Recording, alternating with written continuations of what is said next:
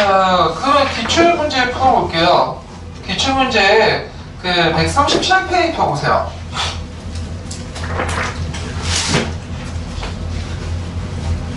자, 1번 보면 보기에서 신민족주의 사관을 제차가 송진태와 관련된 사항을 모두 보는 것은 이렇게 했는데, 자, 계급보다 민족주의의 입장을 강조했고, 단결하면 흥하고 분열하면 망한다.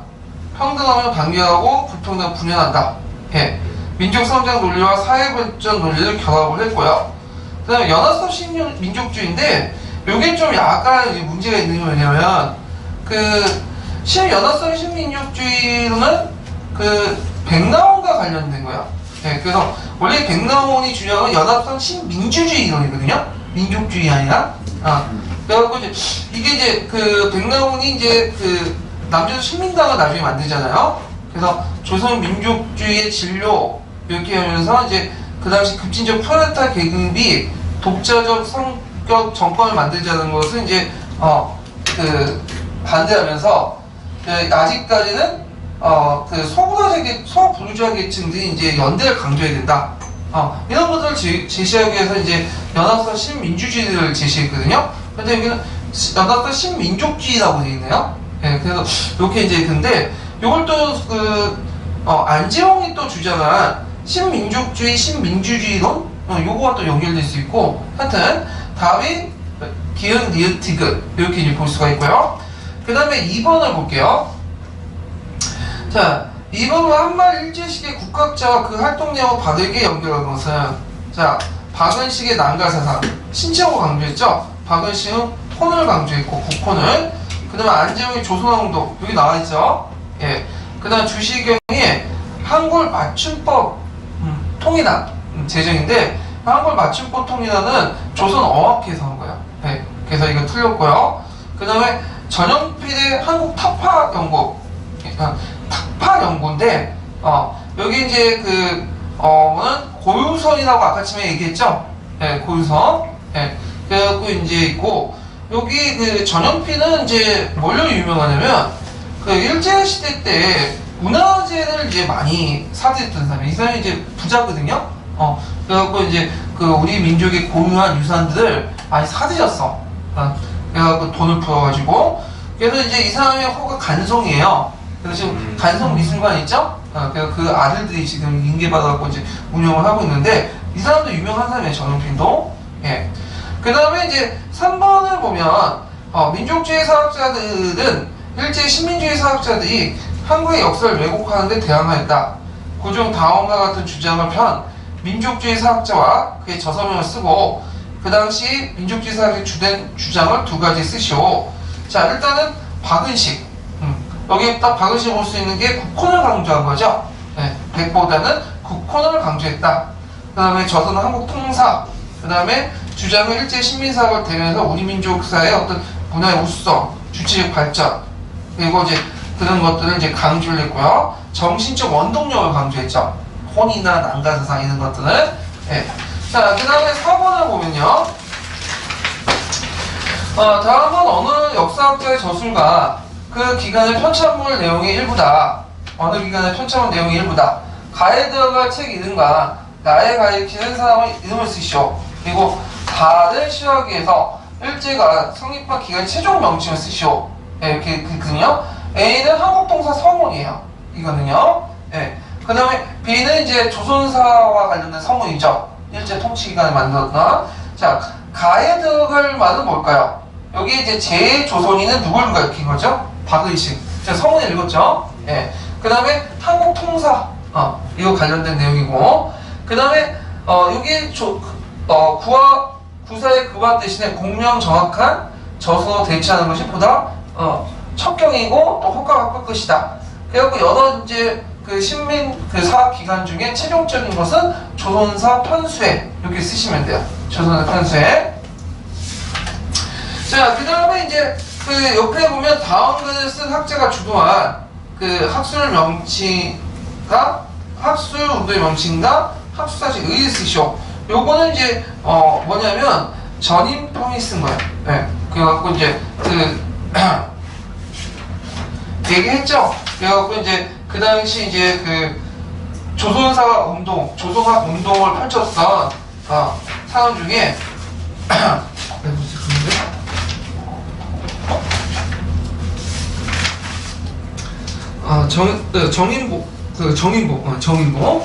정인보가 이제 강조한 건데, 거기 이제 정인보가 쓴 내용인데, 그 조선학 운동을 얘기하고요. 의의는 아까 전에 얘기했던 거 있죠? 그 기본 교재에 있는 내용들 쓰시면 돼요. 예. 자, 그래서 이렇게 이제 받고, 그 다음에 이제 그 6번을 볼게요. 6번.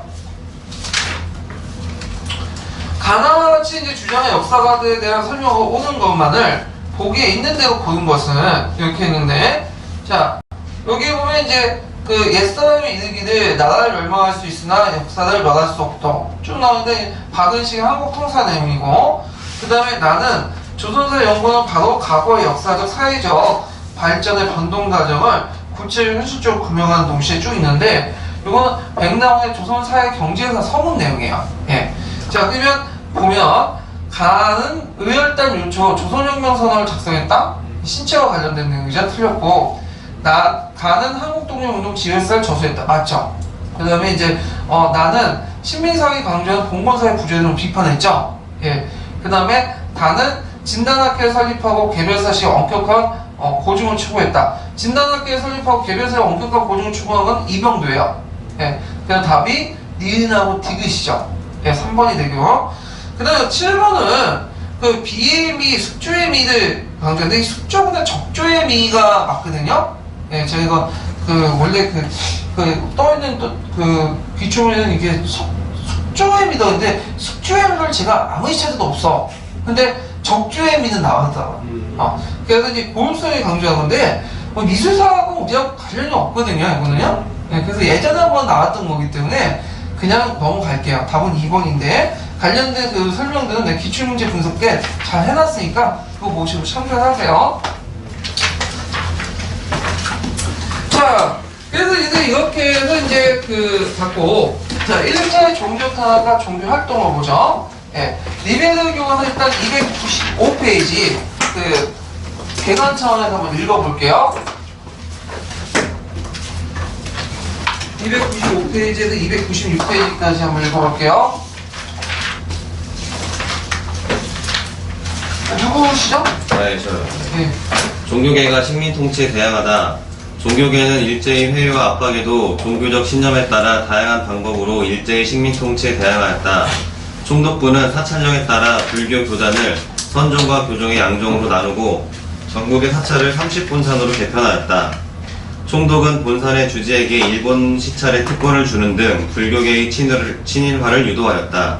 하지만 한용우는 3.1운동 때 불교계를 대표하여 독립선언서에 서명하였고 사찰령 폐지운동을 벌였다. 기독교계와 천도교계도 3.1운동에 참여하여 항일운동에 나섰다.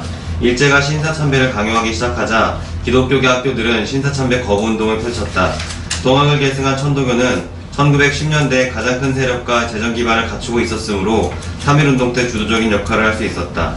국권 피탈 이후 총본사를 북간도로 이전한 대종교는 단군 숭배 사상을 전파하여 민족의식을 고취하였을 뿐 아니라 독립군을 양성하여 무장항일 투쟁을 전개하였다. 총독부는 포교 인가를 규정한 포교 규칙을 발표하고 대종교는 종교가 아니란 이유로 포교를 허락하지 않았다. 박중빈이 창시한 원불교는 개간사업과 저축운동을 전개하였으며 허례허식 폐지와 남녀평등 등 새생활운동을 추진하였다. 예. 자, 그러면 이제 종교탄압 부분을 이제 볼게요. 종교활동 관련된 부분은 임용시험에는 안 나오는데, 여기 한번 탄압 다뤄보죠. 자, 일제 종교탄압 중에 대표적인 사건이 기독교 안학사건. 이 안학사건은 우리 신민의 계통으로 보이는데, 거기 이제 기독교 계통 사람도 많나봐요. 그래서 이제 이것도 종교 탄압을 볼 수가 있고, 그 다음에 이제 책에서 읽은 것처럼 사찰령을 공부하죠. 사찰령.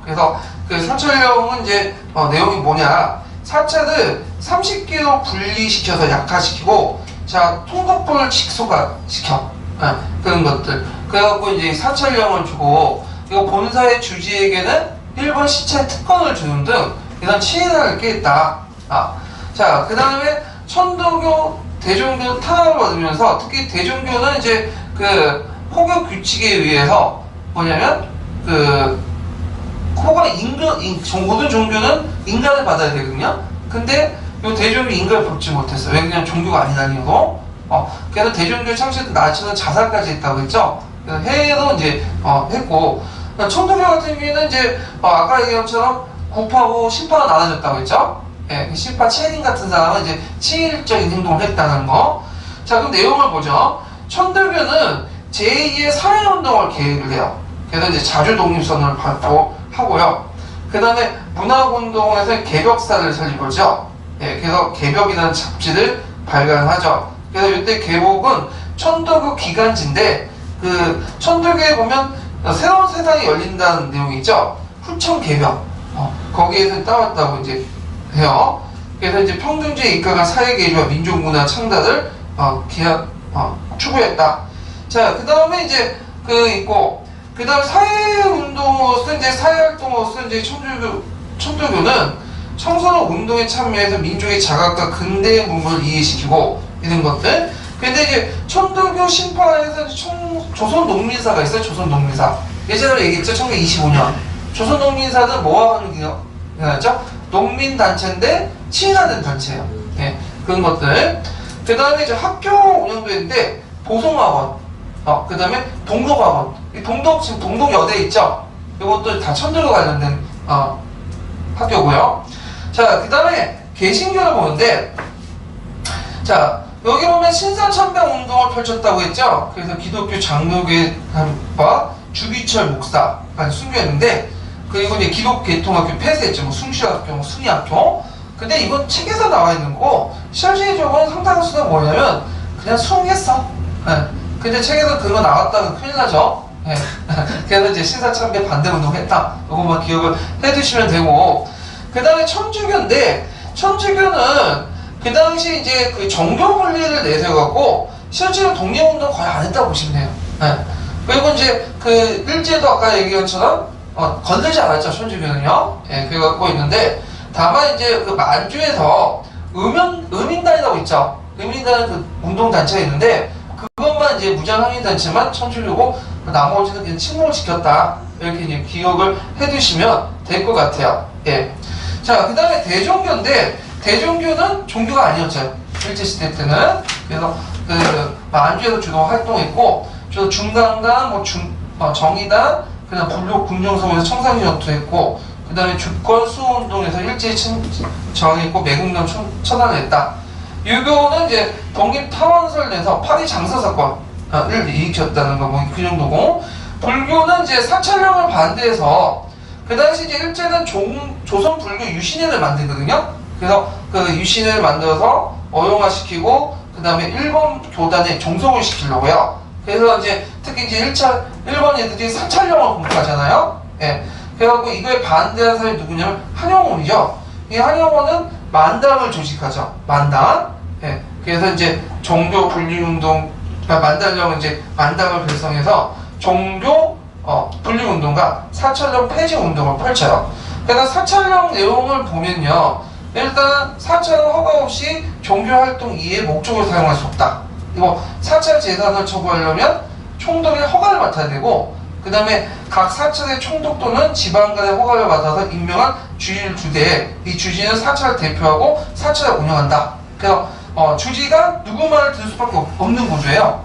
일제의 말을 들을 수밖에 없는 구조를 이제 만드는 거죠. 예, 이런 내용들을 이제 했다라는 걸 좀 기억을 해주시면 될 것 같아요. 예.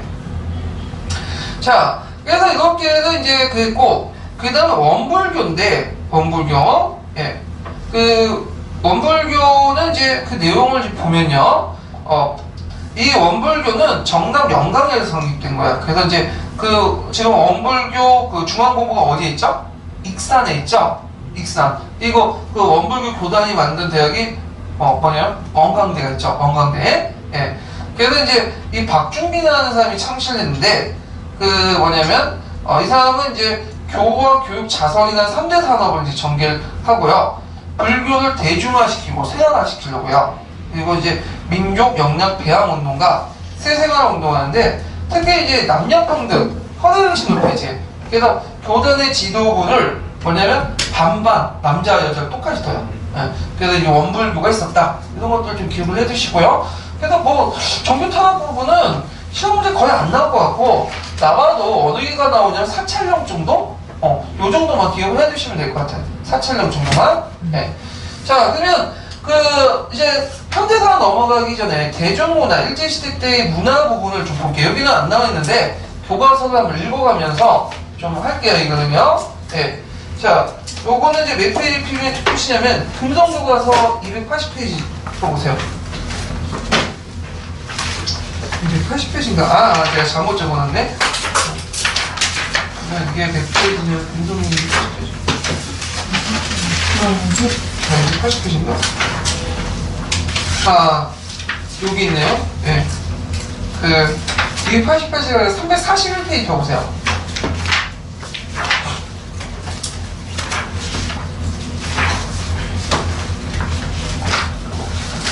자, 341페이지에 보면 문학이 있죠? 뭐 문학 나올 거는 없지만 일단 1910년대는 계몽적 성격에 벗어나 독립된 예술 발전됐고 특히 1920년대 들어가면 창조나 백조 같은 낭만주의 경향이나 그 다음에 만세적 같은 사실주의 경향이 변조됐다. 그리고 사회주의 사상 영향으로 해서 카프 등이 조직했다.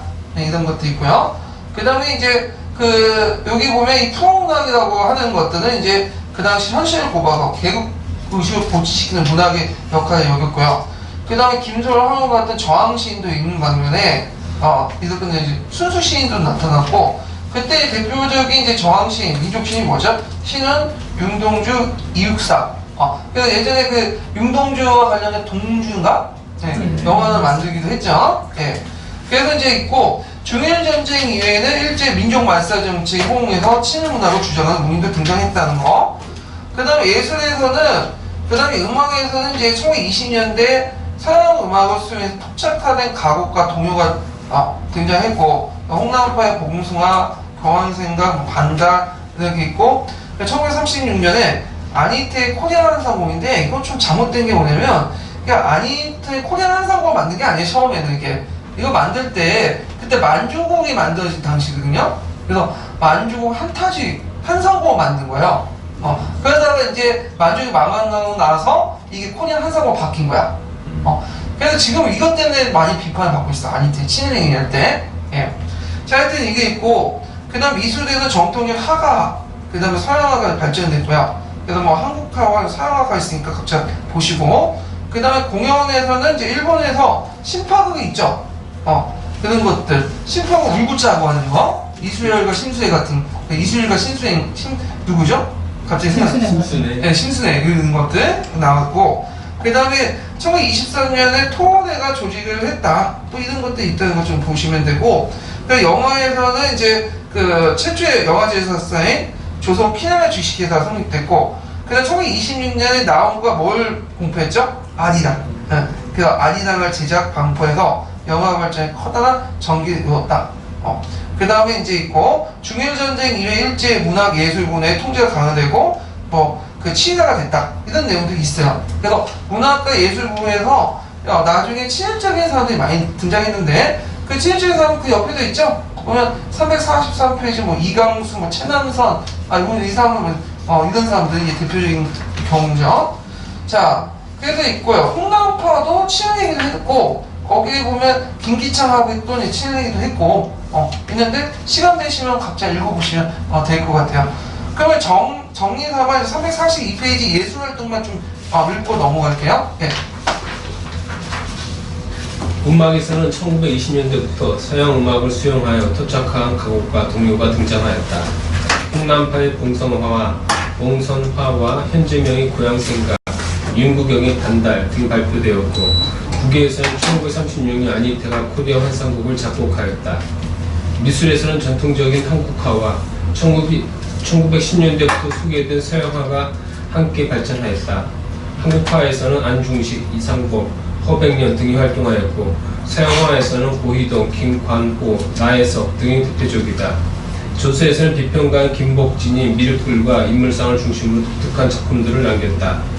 공연 예술에서는 판소리와 가면극 등이 일제히 탄압으로 유축되면서 일본풍의 선파극이 신파극이 그 자리를 대체하였다. 3.1운동 이후에는 민중 계몽을 주장하는 신급 운동이 전개되었는데 1923년 조직된 토올회가 선구적인 역할을 하였다. 토올회를 발전적으로 계승하여 조직된 극예술연구회는 민중의 각성을 촉구하는 연극을 공연하였다. 영화는 우리나라 최초의 영화 제작사인 조선 키네마 주식회사가 설립되면서 활기를 띠었다. 1926년 나홍규는 민족적 정서를 담은 아리랑을 제작 발표하여 영화 발전에 커다란 전기를 이룩하였다. 1930년대에는 헐리우드 영화가 영화 시장을 휩쓸었고 변사가 대사를 잇던 무선 영화를 대신하여 유성 영화가 본격적으로 시작되었다. 중일전쟁 이후 일제는 문화, 예술 분야에 대한 통제를 강화했다. 일제는 침략전쟁과 식민 통치를 찬양하도록 강요하였고 일부 문화예술인은 일제의 의도에 맞추어 일제를 미화하는 친일적 성향의 예술 활동을 전개하였다. 예. 자, 그 다음에 현대사는 넘어갈게요. 드디어 현대사 이제 마지막. 그래서 이제 이런데, 현대사도 뭐 매년마다 나오진 않지만, 2년에 한 번씩은 또 나오더라고요. 그래서 이제 현대사는 1945년 이후부터를 말하는 거죠. 자, 그래서 이제, 주로 많이 나오는 부분이 어디냐면 해방 전국시대 때. 그래갖고 이제 저항합작운동이나 신탁 천파운동, 뭐 남북협사, 그리고 거기에 활동했던 뭐 한민당이나 한국독립당이나 그런 이제 건국준비위원회나 여러 단체들 있죠. 그래서 여기도 한번 또 애우셔야 돼요. 이런 부분도. 그 다음에 이제 대한민국 정치 시기는 의외로 이제 민감한지 별로 안 나오는데 한일협상이나 이승만 시기 때 7.3 남북공동선언 이렇게 나오는데 통일정책 부분을 되게 정리를 많이 하시는 분이 있는데 별로 안 나와요. 통일정책. 그래서 7.3 남북공동선언하고 안 나왔어.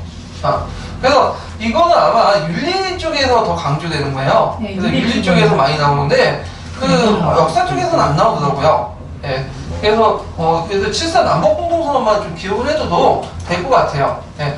그리고 이제 북한사인데 북한사를 열심히 공부하는 사람도 있더라고요. 근데 뭐 멍청한 짓이죠. 예. 북한사는 거의 안 나온다고 보시면 돼요. 예전에 북한사 나온 게 딱 그거야. 7.3 남북선언 이후에 그 결과 부분 있죠. 거기에서 관련된 나왔고 그 다음에 토지개혁 관련된 부분 그거 나온 거 거의 안 나왔어요. 예.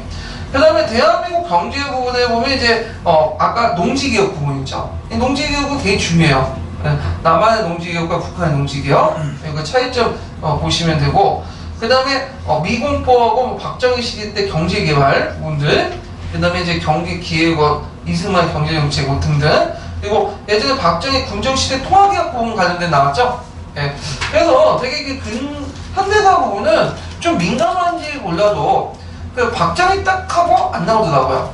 예. 그래서 그 전두환이나 그등 잠시 예전에 경제사 할 때 삼정호가 삼정호 해갖고 그거 좀 나오고 안 나왔다고 보시면 돼요. 그러니까 김대중 뭐 노무현 그 다음에 이명박 박근혜 전혀 안 나오겠죠 이 등대는. 예. 그러니까 박정희 때까지만 공부하고 딱 놓으시면 될 것 같아요. 예. 그래서 이렇게 이제 보시면 되고, 자, 그 다음에 그 뒤에 이제 수능하고 이제 근현대에서 뭐 한국사 인연이 있는데 한번 쭉 보시고, 대한민국이 성립하면서 이제 그 연합군의 이제 그 한국 독립 문제, 통일 문제를 볼게요. 이건 좀 세계사하고 좀 관련된 부분인데요. 자, 일단은 이제 독립을 약속했던 것은 뭘까요? 카이로 선언이죠. 카이로 선언. 그 다음에 이제 포츠담 선언이 있고, 그냥 우리나라 독립을 있고, 신탁 통치를 논의했던 것이, 포면적으로 논의했던 것이 테헤란 회담, 그 다음에 얄타 회담인데, 카이로 회담에도 언급되어 있지는 않지만, 그때도 비밀 회담을 통해 논의했다고 그래요. 예. 자, 그럼 먼저 이제 요거 들어가기 전에 금성교과서 있는 내용을 한번 읽고 넘어갈게요. 자, 금성교과 353페이지 보세요.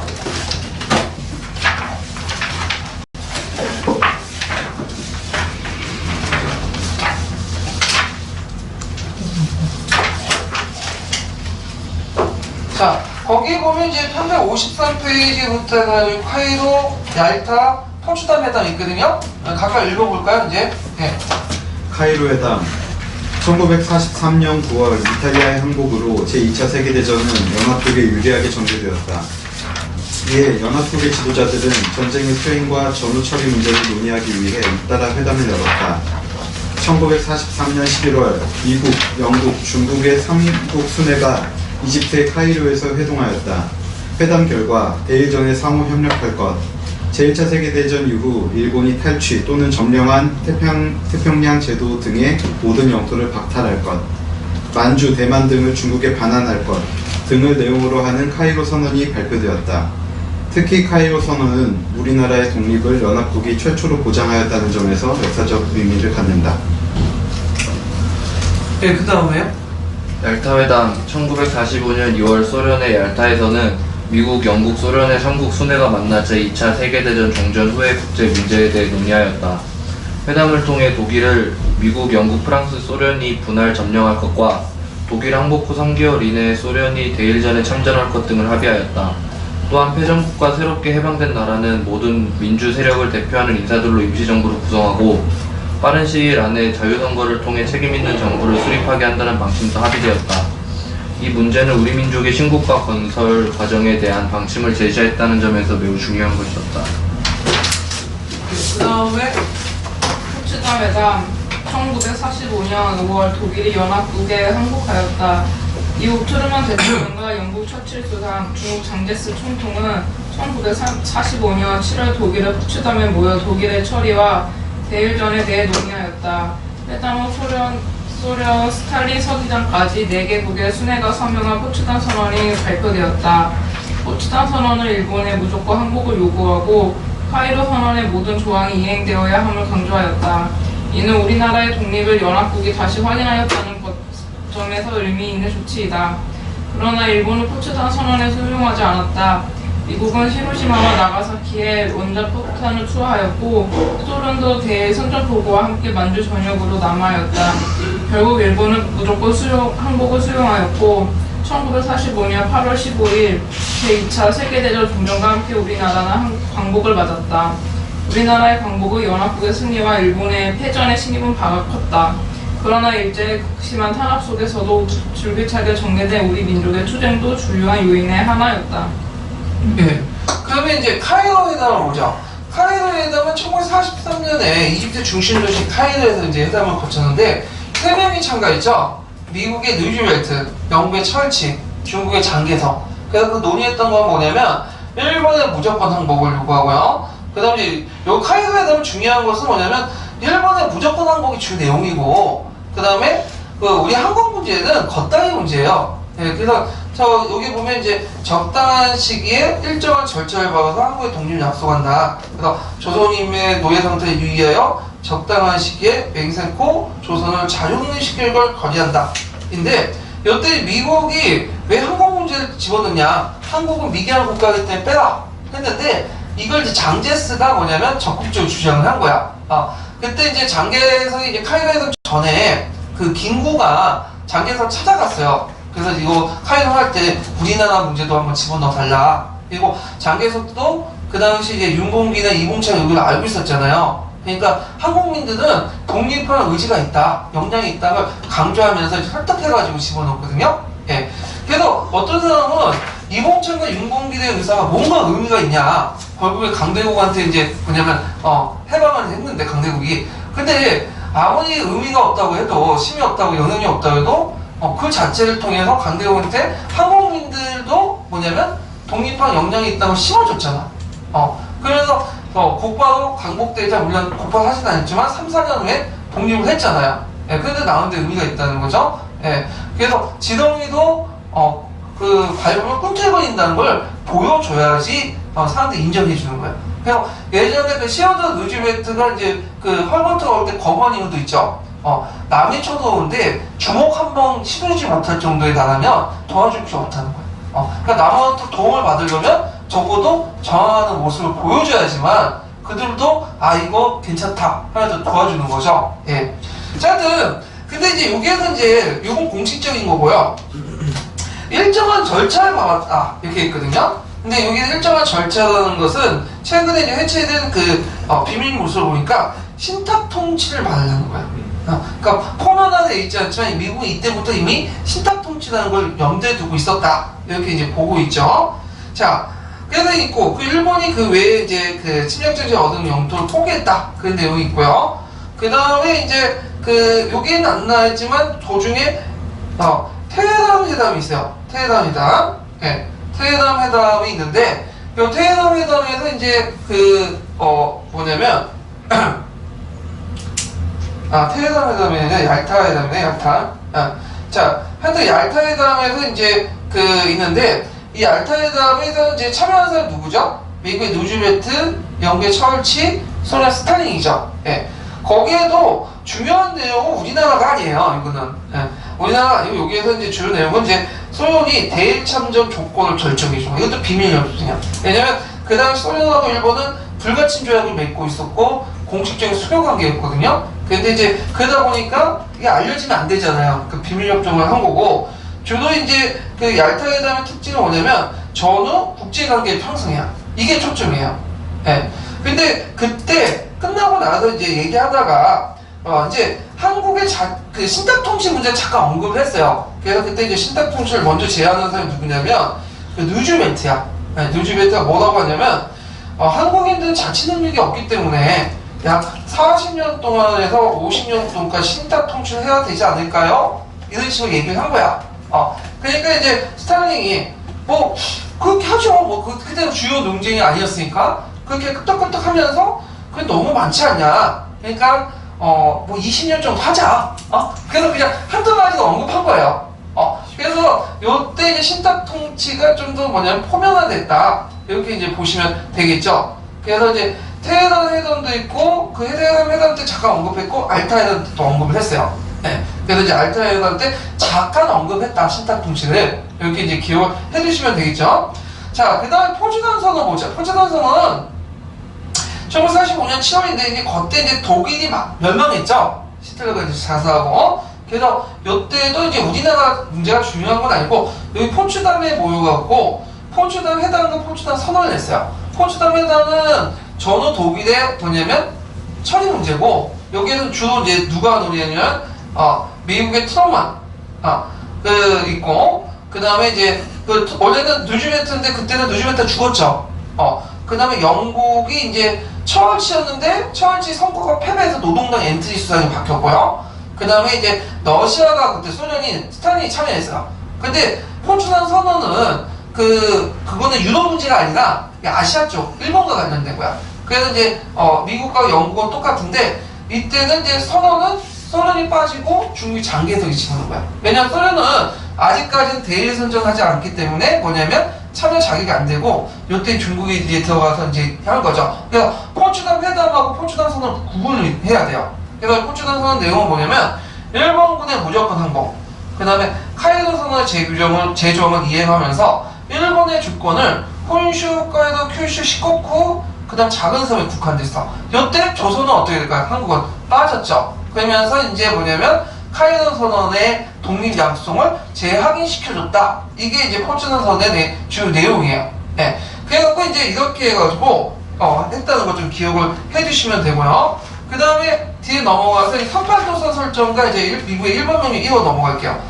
현대사 부분은 제가 지금 책을 이렇게 편집본을 이렇게 가져왔기 때문에 부고서 못 가져왔어요. 그래갖고 지금까지 이제 쭉 나중에 좀 뒤에 지금 설명한 현대사 부분의 감독 부분은 다음 시간 할게요. 그래서 내용 맞춤 진행이 될게요. 자, 그러면 이제 선발도서 설정과 이제 미국의 일본 명령 1호가 뭐냐 하면 소련이 원래는 일본하고 싸우진 않았거든요. 그래갖고 이제 불가침 조약을 맺고 수교를 맺었는데 이 불가침 조약이 이제 재연장을 할 때요, 기한이 지나서. 근데 소련은 이제 그 당시 이제 독일하고 싸우고 있을 때 이제 이겼죠. 그러니까 그 당시 이제 미국의 지원을 받는 조건 아래 서부 전선에 있는 병력을 어느 쪽으로 빠른 거야? 시베리아 전선 빨간한 거야. 그래서 이제 기다리고 있었어. 그러니까 일본이 불가침 조약을 연장하자니까 소련이 거부를 했어요. 그리고 나서 곧바로 거부하자마자 일본을 공격한 거야. 만주 쪽에서. 이게 8월 9일이거든요. 그래서 이제 그때 이제 소련의 참관을 원했던 사람은 미국이었어요. 왜냐면 미국이 태평양전쟁 하면서 섬 하나하나 점령할 때마다 미국 병사, 젊은 병사들 10,000명씩 죽어나가는 거야. 그러니까 이제 소련이 참전해서 병력을 분산을 시킬 거 아니에요. 근데 의외로 소련이 참전하자마자 만주를 금방 점령하고 한반도 건너온 거야. 당황한 거죠. 그리고 미국이 이제 또 나가사키와 히로시마에 뭐야? 폭탄을 터뜨렸잖아. 그러니까 이제, 이거 잘못하면 소련이, 한반도 전역을 다 지배하겠다.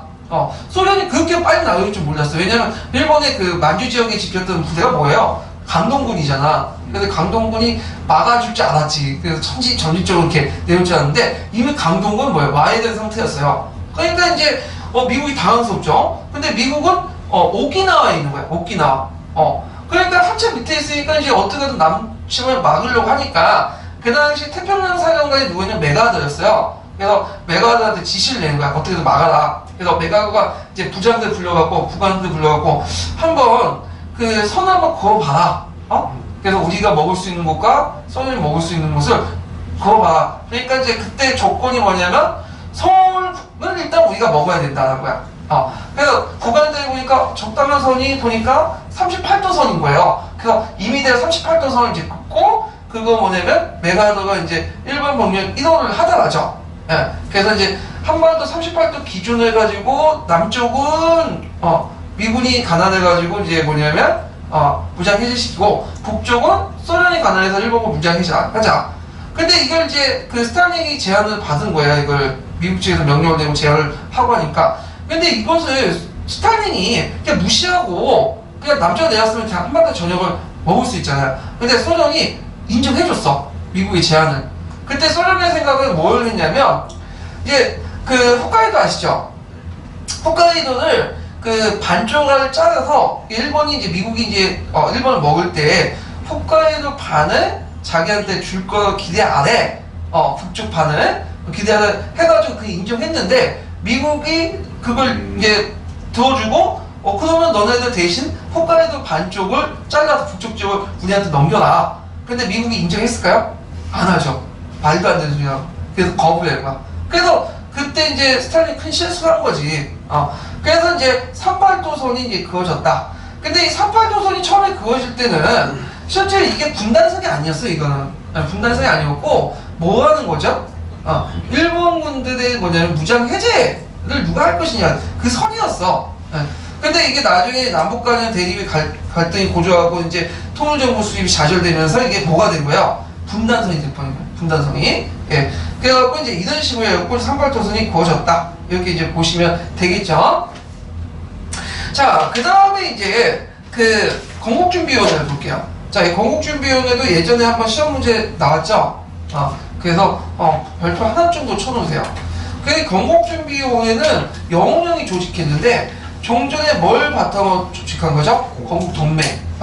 그래갖고 이제 그 강국 직전에 이제 조선총독부에서 이거 보니까 이제 일본이 패배한 걸 알게 된 거야. 얘네들 입장한테는. 그래갖고 이제 조선총독부에서 이제 그 에도 건감이 그 누굴 불렸냐면 그 당시 실망이었던 여운형을 불렸어. 그래서 여운형하고 이제 논의를 했죠. 그래서 우리가 이제 무사 귀국하도 너가 좀 도와달라. 그래갖고 그때 이제 여운형이 그 조선총독부에 5개를 요구해요. 그래서 전국적으로 정치범과 경제범을 석방해라. 그 다음에 서울에 3개월 후 식량을 확보해라. 치안 유지와 건국을 간섭하지 마라.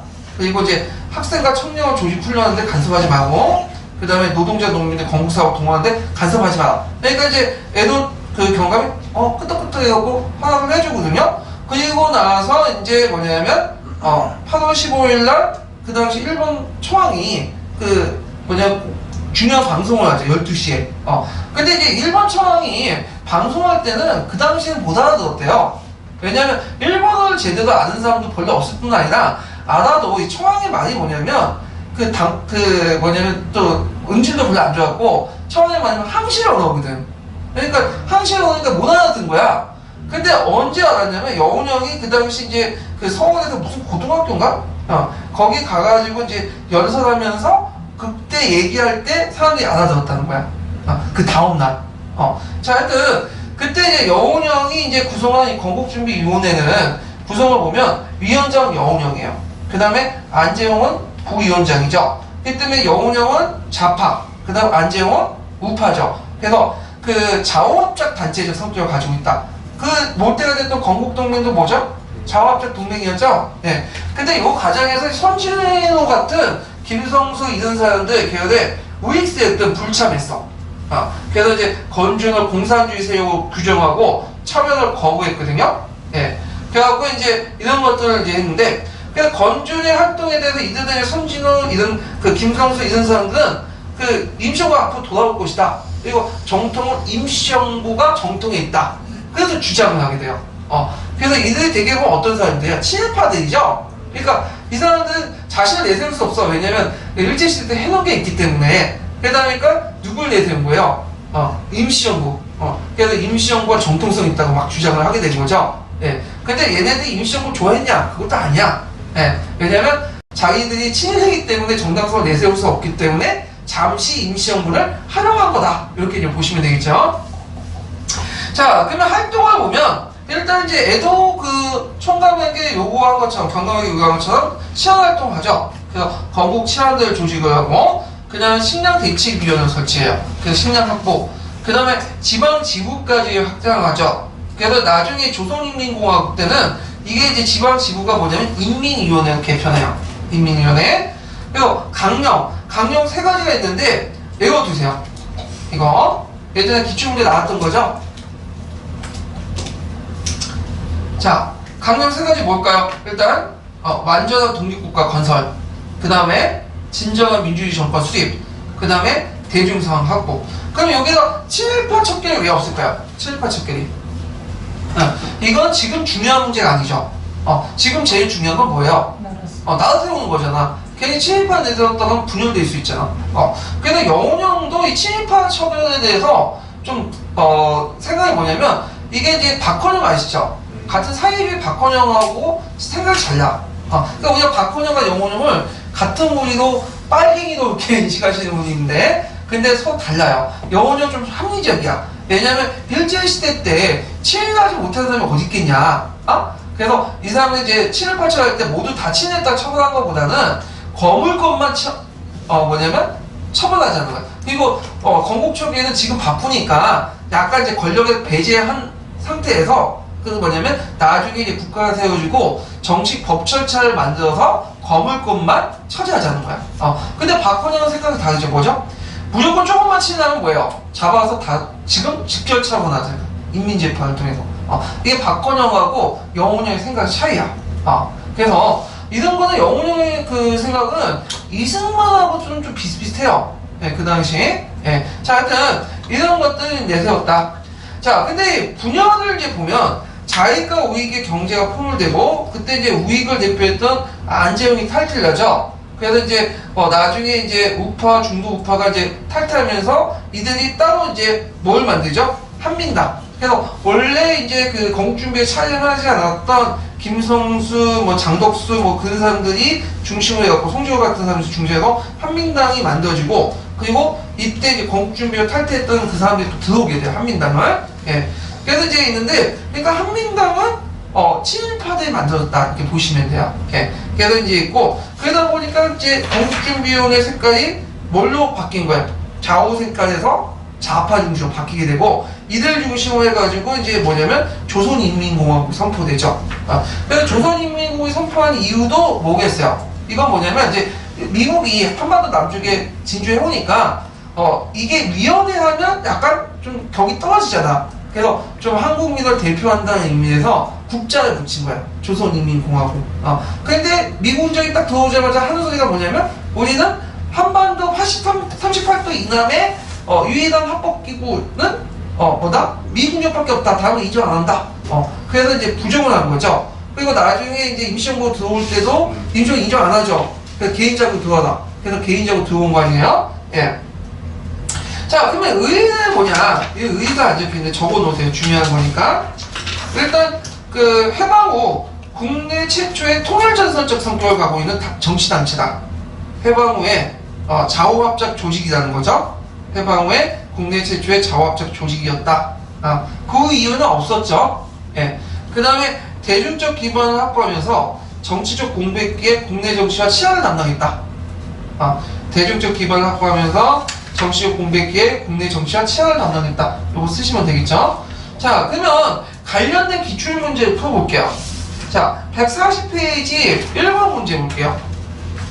참고로 이렇게 해방정국이라고 해서 붙인 명칭이 뭐냐면, 이 당시에는 우리나라가 해방을 했어. 근데 아직 독립은 안 했죠. 그래서 이제 이 시기가 1945년에서 1948년 사이거든요. 근데 이 시기 때는 남한 정치가 상당히 혼란스러웠어요. 그래서 이 시기를 뭐라고 한다? 해방 정국이라고 불렸던 거예요. 예. 자, 하여튼 그러면 한번 이제 문제 풀어볼게요. 자, 94년도에 나온 문제인데요. 다음 중에 해방을 전후하여 발족한 건국준비위원회가 내건 강령이 아닌 것은 대중생활 확보, 민주주의 정권 수립, 완전 독립국가 건설, 친일파 세력 일소. 답이 1번이죠. 네. 그래서 다음에는 어떤 식으로 물어보겠어요? 건국준비위원회 강령을 3가지 쓰시오. 나올 수 있겠죠? 외우세요. 예. 자, 그 다음에 이제 조선인민공화국을 보죠. 자, 조선인민공화국은 1945년 9월 6일날 그 미군정과 대등한 협상용 제고 차원에서 정부를 자칭하면서 했는데, 그래갖고 이제 연합군 인정받을 목적에 했어요. 그래서 거기에 보면 조직을 보면 그 이승만도 있고 여운형도 있고 우익 인사도 많이 있는데 이승만이 거기 끼어 있어. 그 이승만은 상당히 많이 팔렸는데 이승만이 거기에서 그때 좀 인지도가 있었고 이승만을 왜 끼었느냐면 이 사람 참여하지도 않았어요. 들어오지도 않았으니까. 왜 끼었느냐면 우리가 이제 뭐냐면 우익하고 우익세력도 포괄한다. 또 미국하고 좀 협상하는 또 이승만이 필요하고 여러 목적에서 이제 이승만 뭐냐 의사상관 없이 집어넣은 거야 이름을. 그래서 그 당시 해방정국 시대 때 만든 단체들 보면 이승만 다 들어가 있어. 근데 이승만이 거기에 참여한 사람도 있는데 그냥 이승만 집어넣는 경우가 많거든요. 예. 자, 하여튼 그렇지만 실제로 누가 주도를 했다? 자익들이 주도를 했어요. 그래서 이제 그 자익들이 주도를 해갖고 이제 선포를 했고, 그 다음에 조직을 보면 거기에 이제 건준 지보를 학대 개표한 게 인민위원회거든요. 근데 이때 인민위원회는 좀 특징이 뭐냐면 조선인민공화국 중앙지도부는 자익들이죠. 근데 인민위원회는 지도부에 따라서 뭐냐면 자익도 있고 우익도 있어요. 어떤 지역은 또 우익도 이제 주도했던 기관이 있거든요. 그래서 이제 각 지역의 치안과 행정 담당, 적상관리. 적상관리 뭘까요? 일본 재산을 관리하거나 지방에 따라 주도 세력에 따라 정치 성향 차이가 있다는 거. 그래서 이제 이거는 미군정은 조선인민공화국이나 인민위원회를 부정을 했죠. 근데 소련은 다른 거죠. 소련은 뭐죠? 그걸 인정했죠. 특히 인민위원회를 잘 조직을 시켰어요, 얘네들은. 그래서 소련 같은 경우에는 그 밑에 있지만 소련은 직접 통치를 안 해요. 직접 통치를 안 하고 간접 통치를 하는 거죠. 김일성을 내세우고 인민위원회를 내세우고 하는데 이에 관해서 미국은 뭐죠? 하디준장이 와서 미군정이 직접 통치를 하는 거야. 그래서 미국하고 소련이 그 차이가 있다. 그래서 남한 같은 경우에는 그 당시 이제 미군정이 이제 설치를 돼갖고 그 당시 이 미군정은 한반도와 총독부에 대한 지식이 없었어요. 그리고 그 당시 얘네들은 일본하고 한국을 동인을 시켰어. 그래서 얘네들은 해방군이 아니라 점령군 태도를 보이게 되죠. 그래서 이제 그 인천 들어왔을 때 얘네들 이제 한영가족으로 나왔던 이제 조선인들이 총질을 하거나 그런 모습들을 이제 보였다는 거죠. 그래서 이제 그 조선인민과 대한민국 임시정부를 다 인정 부정하고 인민위원회 치안자를 해산을 명령하고 그리고 일제 그 경찰이나 총독부 조직이나 이런 행정적인 그대로 이용을 하죠. 예, 그리고 군정을 실시하고 그리고 이제 친일파들을 적극적으로 투명하고 한민당들을 투명한데 왜 그러냐면 이 친일파 한민당이 얘네들 일제시대 때 엘리트 계층들이 많거든요. 그리고 뭘 좀 잘하는 사람이냐면 영어를 잘하는 사람이 있어. 그래서 이 사람들 등용을 해. 그러니까 이 사람들 되게 보면 예전에 어떤 사람들 경찰 그 다음에 관료 출신 일제시대 때 그대로 등용하죠. 그래서 이걸 무슨 정책이라고 하냐면 형상유지 정책이야. 형상유지 정책. 그래서 일제의 이런 통치 시스템을 그대로 받아들여서 인용한 거죠. 그래서 종전에 일본이 내쫓고 대신에 누굴 받아들인 거야? 친일파들과 친일 관료들, 그 다음 경찰, 한국인들, 예전에 그 친일파들을 이제 그 자리에 앉힌 거죠. 자, 그 당시에는 남한 그 미군정 시기 때는 되게 혼란했어요. 좌우일간의 대립, 나중에 얘기했지만 뭐 한민당도 있고 국민당도 있고 조선인민당, 조선공산당 이런 같은 혼란이 있었다. 그래갖고 이제 이때 너무 혼란하니까 좌우일간의 어떤 뭐냐면 통일을 하자. 좌우를 이제 하나 합쳐서 단독적으로 수립해야 되지 않냐. 그 과정에서 열망에서 나온 노래가 그 유명한 뭐죠? 우리의 소원은 통일이야. 그러니까 지금 우리의 소원통일은 지금 뭐예요? 남북한의 통일을 얘기하잖아요. 그게 아니라 처음에 그 노래가 나왔을 때 뭐냐면 한반도 남한의 자위 간에 우리 간 싸움이 많기 때문에 그냥 통일하자, 같이 서로 협력하자는 의미에서 불렸던 노래거든요. 자, 그래서 있고 그 다음에 미국에 있었던 이승만이 들어오죠. 이승만은 예전에 말한 것처럼 미국에서 활동을 했고 또 미국의 그 자유의 소리 간파 방송에 넣어서 이제 좀 활동했기 때문에 웬만한 인지도가 있었어요. 그러니까 처음에 이승만 성명을 몰랐던 그 자익이나 우익들이 이승만을 환대하면서 또 뭐냐면 좌우 합작적인 독립촉성중앙협의회를 발족시켜. 그때 독립촉성중앙협의회는 좌우익을 막는 여러 단체들이 구성됐어. 그래서 이승만이 인기가 좋았거든. 근데 이승만이 친일파나 그 다음에 친일파 처리라든지 토지개혁이라든지 뭐 이런 여러 가지 문제를 갖고 보니까 이게 아니거든. 그러니까 자익이 어떻게 돼? 빠져나가죠. 그래서 우익단체는 개표해야 되는데, 자, 하여튼 이승만은 독립촉성중앙협의회와 한민당을 바탕으로 해갖고 권력을 유지하죠. 이게 예전에 한번 시험 문제 나왔죠. 그래서 나중에 이제 건국 이후에 한민당을 쳐내죠. 그리고 나서 뭘 만들어요? 자유당을 만들죠. 그리고 한민당이 이제 뭐냐면 다른 야당 세력과 규합해갖고 만든 게 민주당이야. 그러니까 지금 민주당의 후신이 한민당에서 나온 거예요. 네. 그럼 지금 뭐죠? 민주당 이름 뭐라고 하지? 더불어민주당. 더불어민주당. 하도 이름이 바뀌어가지고. 자, 하여튼 이렇게 있고요. 그 다음에 김구 같은 대한민국 임시정부는 개인 자격이 가죠. 예, 그런 것들. 자, 북한은 아까 얘기한 이제 인민위원회를 통해 간접 통치를 하고요. 그래서 각도와 지방 좌우합작 인민위원회 소치에 간접 통치를 해서 그 행정권 치안권을 행사하고 친일파를 배제시키죠. 그런데 이제 소련은 그 처음에는 이제 건국준비위원회를 이제 인정하고 인민위를 인정하지만 나중에 해체시켜. 그때 이제 활동했던 사람이 이제 조만식이라는 사람을 아시죠? 네. 그다음 물산 장려운동을 했다. 그래서 조만식과 김일성을 내세우는데 이제 시간이 지나면서 조만식은 이제 그때 조만식이 그 신탁 통치에 반대를 하거든요. 그러니까 얘를 쳐내고 김일성을 내세우죠. 김일성이 그때 나이가 30대 초반? 그래갖고 이제 내세웠는데 김일성 그 초반기에 보니까 핸섬하스하고 잘생겼더라고 얘가. 근데 조금 지나면서 1, 2년 만에 살이 부어가지고 돼지가 됐어.